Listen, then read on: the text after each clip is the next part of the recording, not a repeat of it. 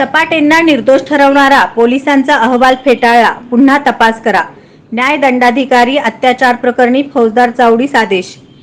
शिक्षिकेवरील अत्याचार प्रकरणी राजकीय पक्षाचे माजी पदाधिकारी मनोहर सपाटे यांच्या विरोधात दाखल प्रकरणात पोलिसांनी निर्दोष ठरविणारा अहवाल न्यायालयात दाखल केलेला होता, तो फेटाळून लावला. त्यामध्ये फौजदार चावडी पोलिसांनी पुढील तपास करण्याचा आदेश प्रथम वर्ग न्यायदंडाधिकारी R.K. जंगम यांनी बजावला. यातील पीडिता शिक्षिका म्हणून नोकरीस होती. तिच्यावर अत्याचार केल्याचा गुन्हा पोलिसात दाखल आहे. या गुन्ह्याच्या तपासात 10 साक्षीदारांचे जबाब नोंदवून फिर्यादीने खोटा गुन्हा दाखल केला असा निष्कर्ष काढून सपाटे विरोधात कोणताही पुरावा मिळून आला नाही असा समरी अहवाल न्यायालयात दाखल केला होता. त्यामध्ये मूळ फिर्यादीतर्फे ॲडव्होकेट संतोष नावकर यांनी हरकत अर्ज करून तपास अधिकाऱ्याने सपाटेच्या दबावाखाली ते अध्यक्ष असलेल्या ट्रस्टमधील त्यांच्याशी निगडीत व्यक्तीचे जबाब नोंदवून फायदा होईल असा पुरावा तयार केल्याचे न्यायालयाच्या निदर्शनास आणून दिले.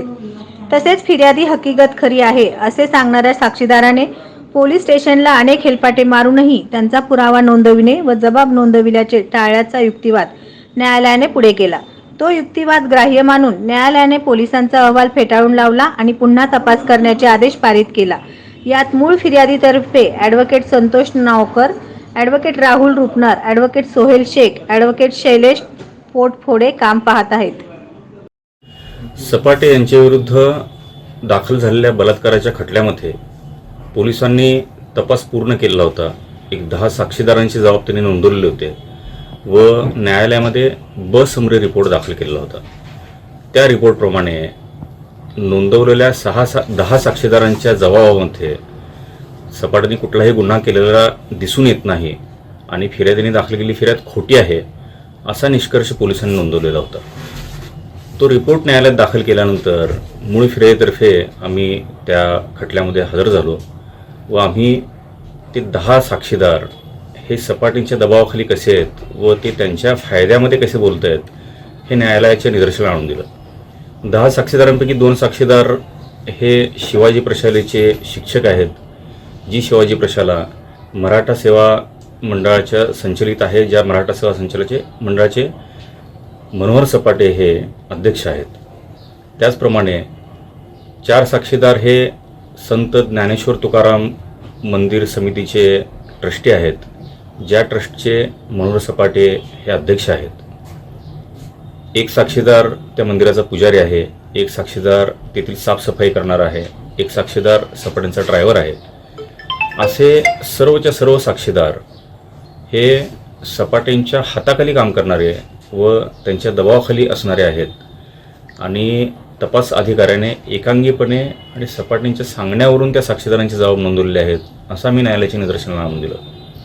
त्याचप्रमाणे काही स्वतंत्र साक्षीदार हे फौजदार चावडी पोलीस स्टेशन येथे जाऊन तिथे त्यांनी तपास अधिकाऱ्याला आग्रह केलेला होता की आमचा जबाब नोंदवा, आम्हाला त्या घटनेच्याबद्दल काही सांगायचं आहे.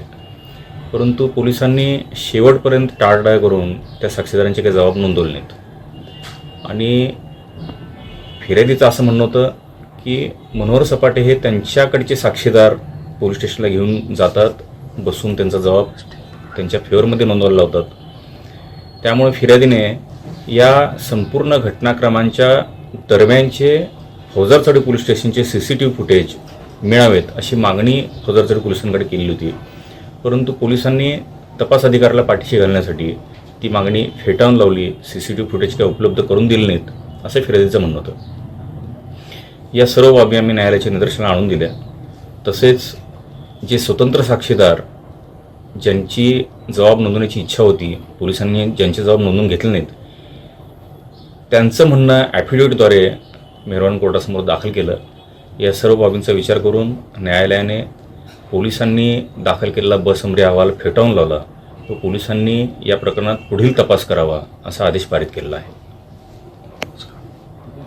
नवनवीन बातम्या पाहण्यासाठी SB न्यूज चॅनलला लाईक करा, शेअर करा, सबस्क्राईब करा.